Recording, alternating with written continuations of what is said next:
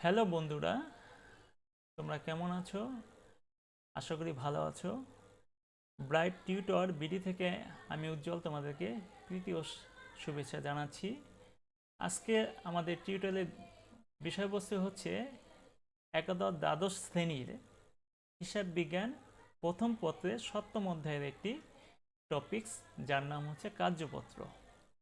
তা আমি জানি যে তোমরা কার্যপত্র সম্পর্কে অনেকটাই জানো, তবে অনেক ছাত্রছাত্রী এই কার্যপত্র করতে গেলে তাদের অনেক ধরনের সমস্যায় তারা সম্মুখীন হয়। আমি চেষ্টা করব যে আজকে এই ক্লাসে সেই সমস্ত সমস্যাগুলি সমাধান করা, এবং আমি আজকে এই কার্যপত্রের কিছু টেকনিক তোমাদেরকে দেখাবো, যেটা মাধ্যমে তুমি খুব সহজে এই কার্যপত্রটা সমাধান করতে পারবে। মূল পর্বে যাওয়ার আগে বন্ধুরা, আমি তোমাদের কাছে আশা করি যে আমার এই চ্যানেলটা তোমরা অবশ্যই সাবস্ক্রাইব করবে, যদি তোমাদের এই ভিডিও থেকে বা এই টিউটোরিয়াল থেকে যদি তোমার কোনো ধরনের উপকার আসে। ঠিক আছে, তো চলো আমরা কার্যপত্রের সম্পর্কে কিছু বেসিক ধারণা নেই, কেমন? কারণ এই বেসিক ধারণা না থাকলে তোমার কার্যপত্র করতে গেলে সমস্যার সম্মুখীন হবে। ঠিক আছে, তা আমি এখানে একটা আমি কার্যপত্র সম্পর্কে একটা টপিকস লিখে দিচ্ছি তোমাদের, এটা তোমরা পড়বে। তাছাড়া আমি মুখে কিছু বলি, তোমার শোনো। সেটা হলো কার্যপত্র হিসাব নিকাশের একটি প্রাথমিক বহুঘর বিশিষ্ট একটা খসড়া পত্র। এর সাহায্যে হিসাব নিকাশের তথ্যগুলি হিসাব নিকাশের সুবিধার্থে একত্রিত করে সমন্বিত ও শ্রেণীবদ্ধ করা হচ্ছে, এটা কার্যপত্র। তা এখন আমরা কেন কার্যপত্র প্রস্তুত করি এটা আমরা জানবো। কারণ কি, কার্যপত্র কেন করব আমরা, এটা তো একটা উদ্দেশ্য থাকে। তাই হিসাব বিজ্ঞানের প্রধান উদ্দেশ্য হলো ব্যবসা প্রতিষ্ঠানের আর্থিক ফলাফল নির্ণয় করা ও আর্থিক অবস্থা প্রদর্শনের জন্য আর্থিক বিবরণী প্রস্তুত করা, যা আর্থিক বিবরণীর সহজে, নির্ভুল ও কম সময়ে প্রস্তুতির জন্য কার্যপত্র মূলত প্রস্তুত করা হয়। আর এটি হচ্ছে হিসাব বিজ্ঞানের একটা ঐচ্ছিক কাজ। ঠিক আছে, আমরা 9-10-এ আর্থিক বিবরণী করেছি, আমরা আর্থিক বিবরণী জানি কি জিনিস এটা। এই আর্থিক বিবরণীতে যেন কোনো ধরনের সমস্যা না হয়, অর্থাৎ ভুল ভ্রান্তি না হয়, কোনো কিছু বাদ পড়া না পড়ে, সেই জিনিসটা যেন ঠিকঠাক হয়, এই কারণেই আসলে মূলত কার্যপত্রটা আমরা করে থাকি। এখন আসো, আমরা কার্যপত্র তৈরি করার জন্য কি কি দরকার হয়। প্রশ্নে একটি রেওয়া মিল দরকার হবে এবং রেওয়া মিলের সঙ্গে কিছু সমন্বয় দরকার হবে। ঠিক আছে, আর কার্যপত্র করতে গেলে তোমাদেরকে আগে সমন্বয় জাবেদা দাখিলা করতে হবে, জানতে হবে এটা কিভাবে করে। এইটা হচ্ছে এই কাজ, মানে এই অধ্যায়ের সবচেয়ে গুরুত্বপূর্ণ বিষয়। এই সমন্বয় জাবেদা যদি তুমি কারেক্ট করো, তাহলে তোমার অঙ্ক 100% কারেক্ট হবে না, এবং সমাপনী জাবেদা তোমাকে এই অধ্যায় থেকে শিখতে হবে। তা চলো আগে আমরা সমন্বয় জাবেদাটা দেখি। ঠিক আছে, দেখো, আমি তোমাদের সুবিধার্থে আমি বোর্ড প্রশ্নগুলি দেখেছি, বিভিন্ন কলেজের যে প্রশ্নগুলি তারা করে টিচাররা, সেখান থেকে আমি 10-12টার মতন, ঠিক আছে, আমি এই সমন্বয় জাবেদা আমি তৈরি করেছি। সেটা তোমরা শিখলে তোমরা ম্যাক্সিমাম অঙ্কগুলি করতে পারবে। চলো, প্রথম সমন্বয় মজুদ পণ্য মূল্যায়ন করা হলে এর সমন্বয় জাবেদাটা কি হবে। আমরা জানি সমাপনী মজুদ পণ্য হচ্ছে একটা অবিকৃত পণ্য, অর্থাৎ এটা বছর শেষে হয়। যদি কোনো পণ্য তুমি না বিক্রি করতে পারো, সেটা বছর শেষে সেটা সমাপনী মজুদ হিসাবে চিহ্নিত করা হয় সেটাকে। তাহলে আমরা জানি সমাপনী মজুদ পণ্য হিসেবে একটা সম্পদ সবসময় ডেবিট ব্যালেন্স শো করে। আর যেহেতু এই সম্পদটা তৈরি হয়েছে ক্রয় থেকে, তাই ক্রয় যেহেতু একটা ব্যয়, তাই ব্যয় যদি হ্রাস হয় তাহলে সেটা সবসময় ক্রেডিট হয়। তাহলে ক্রয় বা বিক্রিত পণ্য ব্যয় হিসাব ক্রেডিট। তারপর আসো সকল বকেয়া খরচ। আমরা জানি বকেয়া হচ্ছে আমার জন্য বা একটা প্রতিষ্ঠানের জন্য দায়। আর বকেয়া এনে আমি সংশ্লিষ্ট হিসাব ডেবিট লিখছি। কেমন? সংশ্লিষ্ট হিসাব বলতে আমরা যে কোনো হিসাবকে বলতে পারি, যেমন বেতন বলতে পারি, মজুরি বলতে পারি, তোমার তারপর হিসাবগুলো আমরা এখানে বলতে পারি। ঠিক আছে, ধরো আমি বেতন মজুরি যাই বলি, যেমন বেতন হিসাব। বেতন হিসাব সবসময় কি, বেতন কি একটা খরচ, তা খরচ অলওয়েজ কি হয়, ডেবিট হয়। আর যদি কোনো বেতন বা কোনো মজুরি, ঠিক আছে, যদি আমার বকেয়া থাকে তাহলে সেটা আমার জন্য বা সেই প্রতিষ্ঠানের জন্য দায়। সেই জন্য বকেয়া বেতন বা মজুরি এই হিসাবগুলি সবসময় কি হয়, ক্রেডিট হয়। চলো, সকল অগ্রিম খরচ। আমরা অনেক সময় আমার কোম্পানিতে বা যে কোনো প্রতিষ্ঠানে যারা চাকরি করে তাদেরকে অনেক সময় আমরা অগ্রিম বেতন দিয়ে থাকি, অগ্রিম মজুরি দিয়ে থাকি। যত অগ্রিম সেটা আমার জন্য কিন্তু সম্পদ, ঠিক আছে। তাহলে অগ্রিম বেতন মজুরি যাই বলো সেটা সবসময় সম্পদ। তাহলে অগ্রিম সংশ্লিষ্ট হিসাব অর্থাৎ বেতন বা মজুরি যাই হোক সেটা সবসময় ডেবিট হবে। এবং বেতন যেহেতু একটা খরচ, যদি অগ্রিম দিই, আমি যদি 2 মাসের টাকা অগ্রিম দিয়ে দিলাম কাউকে, আমার কোনো কর্মচারীকে আমি দিয়ে দিলাম, তাহলে কি হয়, কি হইল, তো যেটা অগ্রিম দিলাম সেটা আমার জন্য কিন্তু সম্পদ। এবং ওকে তো প্রতি মাসে মাসে আমার বেতন দেওয়া লাগতো, আর সেই জন্য আমি অগ্রিম দেওয়ার কারণে খরচটা আমাকে কমে গেছে। যেহেতু বেতন একটা খরচ, তা খরচ যদি হ্রাস পায় সেটা সবসময় ক্রেডিট ব্যালেন্স শো করে। চলো এবার অগ্রিম খরচের মেয়াদ উত্তীর্ণ হলে, এখন আমি 2 মাস আমি একজনকে বেতন দিয়ে দিয়েছিলাম, ঠিক আছে। তা বেতন যদি 2 মাস পর কি আর ওই অগ্রিম থাকবে? থাকবে না, থাকবে না। অগ্রিম যে সম্পদটা, সেই সম্পদটা আর সম্পদ থাকলো না। তার সম্পদ যদি কমে যায় তাহলে সেটা কি হয়, ক্রেডিট। তাহলে অগ্রিম বেতন বা মজুরি যাই বলো সেটা ক্রেডিট হয়। আর বেতন যেহেতু একটা খরচ বা মজুরি যেহেতু একটা খরচ, ঠিক আছে, সেটা বৃদ্ধি পেলে কি হয়, ডেবিট হয়। তাহলে এটা ডেবিট। সকল স্থায়ী সম্পদের অপচয়। আমরা জানি অপচয় হচ্ছে একটা সম্পদের ক্ষয়। ক্ষয় যেমন তুমি যদি আসবাবপত্র কেনো, ফ্যান কেনো, যে কোনো একটা সম্পদ যদি কেনো, সেটা ব্যবহারের কারণে সেটা দিন দিন তার অপচয় তৈরি হয়, প্রতি বছর বছর অপচয় তৈরি হয়, ঠিক আছে। তাহলে অপচয় হিসাব সবসময় ডেবিট হয়, যেহেতু এটা একটা খরচ বা ব্যয়। আর যেহেতু সম্পদের মূল্যটা হ্রাস করে, ঠিক আছে, সেই জন্য আমরা সম্পদ না লিখে এই সম্পদের এগেনস্টে পুঞ্জীভূত অপচয় লিখব, হিসাব ক্রেডিট, ঠিক আছে। আচ্ছা, মালিক নিজ প্রয়োজনে ব্যবসা হতে যদি পণ্য উত্তোলন করে, আসলে পণ্যটা যদি উত্তোলন করে সে ব্যবসা প্রতিষ্ঠান থেকে, তাহলে কি হয়, তাহলে পণ্যটা কমে যায়, তাই না। তা যেহেতু একটা পণ্য, আমরা ক্রয়কৃত পণ্য যদি আমরা উত্তোলন করি ব্যবসা প্রতিষ্ঠান থেকে, তাহলে ক্রয়টাকে কি করে, ক্রয় যেহেতু একটা খরচ সেটাকে হ্রাস করে দেয়, তাই ক্রয় হিসাব ক্রেডিট হবে আর উত্তোলন হিসাব ডেবিট হবে, ঠিক আছে। তারপর আসো অব্যবহৃত সাপ্লাইজ বা মণিহারি।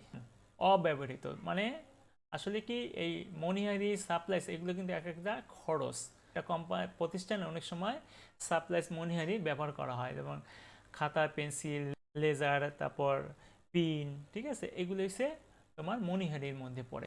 এইগুলি ধরো তোমার 10,000 টাকা মণিহারি কেনা আছে, তুমি তার মধ্যে 8টা মণিহারি তুমি ব্যবহার করে ফেলছো, ঠিক আছে, অর্থাৎ এটা ইউজ করে ফেলছো।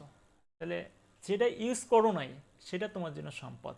তাহলে অবৈধ সাপ্লাইজ বা মনিহারি, সেটা সাপ্লাইজ বা মনিহারি হতে পারে, সেটা সবসময় ডেবিট হয়। যেহেতু তুমি 10,000 টাকা তো ব্যবহার করো নাই, ঠিক আছে, সাপ্লাইজ মনিহারি আমি আগেই বলছি এটা কিন্তু একটা ব্যয়। তাহলে 8,000 টাকা তুমি খরচ করে ফেলছো আর 2,000 টাকা তোমার বাকি আছে, সেজন্য 2,000 অবৈধ মনিহারি বা সাপ্লাই সেটা ডেবিট। আর যেটা যেহেতু খরচটাকে এটা কমাই দিছে, ওই যেটুকু তোমার ব্যবহার করো নাই সেইটুকু, সেই জন্য এই সাপ্লাইজ বা মনিহারি হিসাব হবে ক্রেডিট। এখন আমরা অব্যবহৃত ক্ষেত্রে লিখছি, এখন ব্যবহৃত ক্ষেত্রে লিখবো। ব্যবহৃত সাপ্লাইজ বা মনিহারি, আমরা জানি সাপ্লাইজ মনিহারি একটা খরচ, সেই জন্য এটা ডেবিট হয়, ঠিক আছে। আর সাপ্লাইজ মনিহারি এটা ক্রেডিট হবে। মনিহারি খরচ হিসাব ডেবিট। যদি ব্যবহার করে থাকি তাহলে সেটা খরচ বৃদ্ধি পাইছে, খরচ বৃদ্ধি পেলে কি হয়, ডেবিট হয়, ঠিক আছে।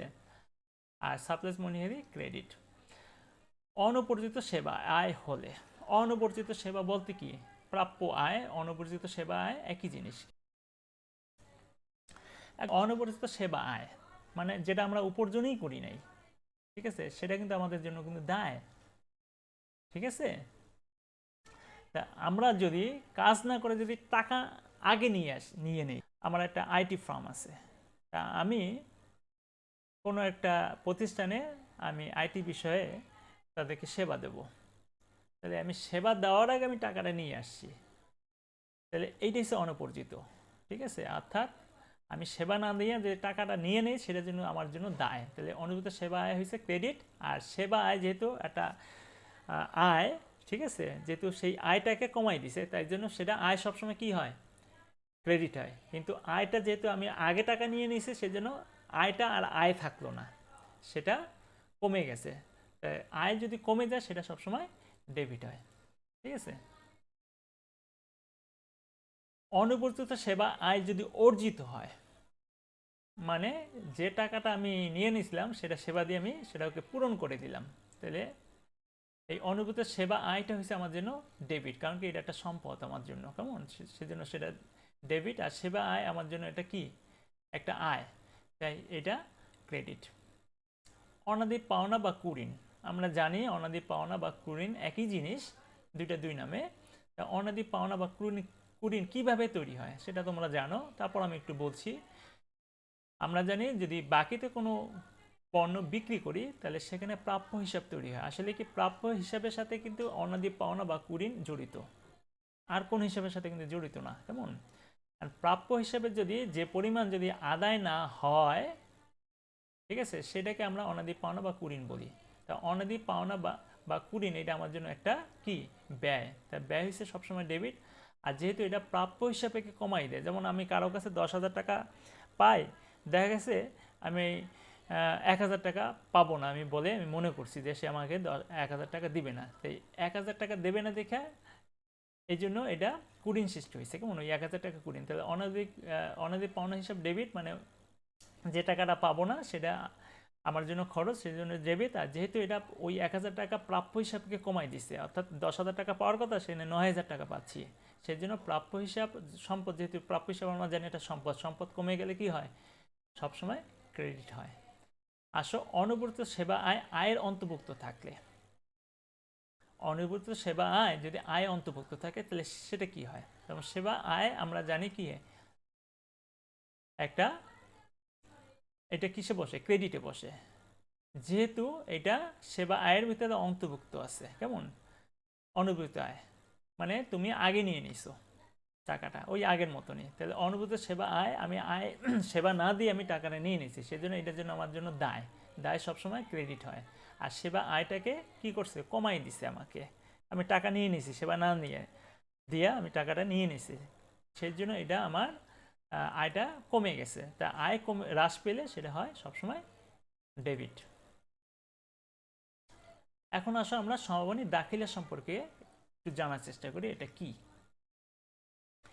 হিসাব বইয়ের কোনো একটি হিসাব বন্ধ করার জন্য যে দাখিলা প্রয়োজন হয় তাকে আসলে মূলত আমরা সমাপনী দাখিলা বলে জানি।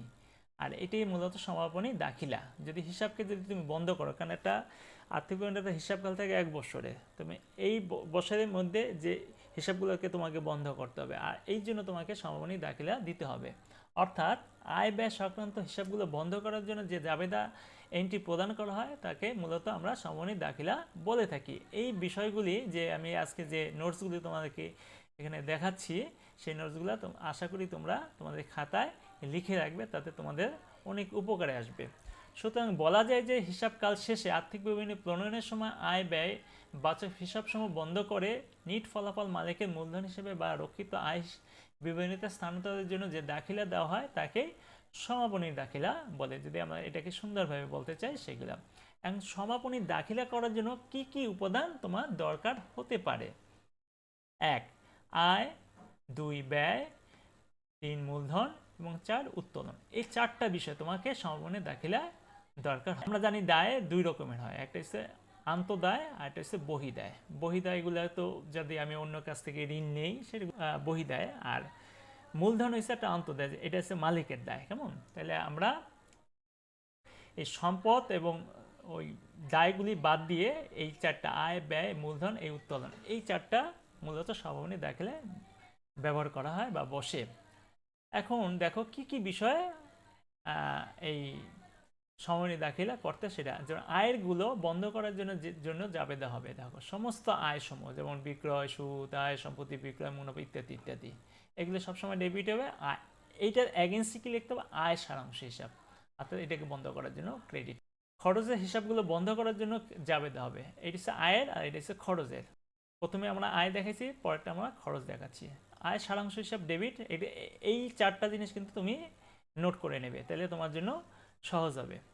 আর সমস্ত ব্যয়সমূহ যেমন মজুরি, পারমিক মজুত, ক্রয়, ভাড়া, মনিহারি, বিমা, অনাদি পাওনা, এগুলো সব আমাদের জন্য কি খরচটা। আমরা খরচ সবসময় কিসে কি করি, আমরা ডেবিট করি, কিন্তু এখানে দেখছো বন্ধ করার জন্য ক্রেডিট করে দিছে। আবার আয়গুলো আমরা কি করি না, ক্রেডিট করি, কিন্তু এখানে ডেবিট করা হয়েছে এটাকে বন্ধ করার জন্য। ঠিক আছে। আয় সারাংশতে মুনাফা হলে আমরা জানি যখন আর্থিক বিবরণী আমরা প্রস্তুত করি তখন দেখা যাচ্ছে যে সেখানে নিট মুনাফা হয় আমাদেরকে। সেই নিট মুনাফাকে তোমার আয় সারাংশ মুনাফা হলে এর জাবেদা তোমাকে লিখতে হবে আয় সারাংশ হিসাব ডেবিট এবং মূলধন হিসাব ক্রেডিট। কারণ কি এই নিট মুনাফা এটা মূলধনের সাথে কিন্তু যোগ হয়। ঠিক আছে, আমরা আর্থিক বিবরণীতে কিন্তু মূলধনের সাথে যোগ হয়, অর্থাৎ ক্রেডিট ব্যালেন্সে মূলধনের সাথে একে যোগ করে দিতে হয়। মূলধন হিসাব কি হবে ক্রেডিট, আর আয় সারাংশ হিসাব হবে ডেবিট। উত্তোলন হিসাব বন্ধের জন্য জাবেদা হবে কি, আমরা জানি উত্তোলন মূলধনকে হ্রাস করে। ঠিক আছে, মালিক একমাত্র উত্তোলন মালিকই করতে পারে, আর কেউ পারে না। ব্যালেন্স শো করে, ক্রেডিট ব্যালেন্স শো করে, কেমন? তাহলে মূলধনকে বন্ধ করার জন্য, এই হিসাবটাকে বন্ধ করার জন্য তাহলে মূলধন হিসাব ডেবিট আর উত্তোলন হিসাব ক্রেডিট। আর তোমাকে উত্তোলনকে বন্ধ করার জন্য এটা করতে হবে তোমাকে। ঠিক আছে, তারপর আসো কার্যপত্র 10 ঘরা বিশিষ্ট একটা আমরা ছক তৈরি করছি। আসলে মূলত কার্যপত্রটা এরকম হয়, কার্যপত্র সাধারণত 8 ঘরা হয়, 10 ঘরা হয়, 12 ঘরা হয়। ঠিক আছে, তা আমি এখানে 10 ঘরা একটা কার্যপত্র নমুনা ছক তোমাদেরকে দেখাইছি, এটা তোমরা জানো, তারপর আমি দেখাইছি, এটা একটু দেখো ভালো মতন, এইভাবে করতে হবে। হ্যালো বন্ধুরা, আজকে ভিডিওটি এই পর্যন্ত শেষ করছি। আমরা পরবর্তী ভিডিওটি দ্বিতীয় পর্বে দেখাবো। সেখানে আমরা সমস্ত অঙ্কগুলি করে সেই টেকনিকগুলো আমরা সেখানে অ্যাপ্লাই করব কিভাবে, সেটা আমরা দেখাতে চেষ্টা করব। আশা করি তোমরা সেই ভিডিওটি দেখবে এবং দেখে তোমরা উপকৃত হবে।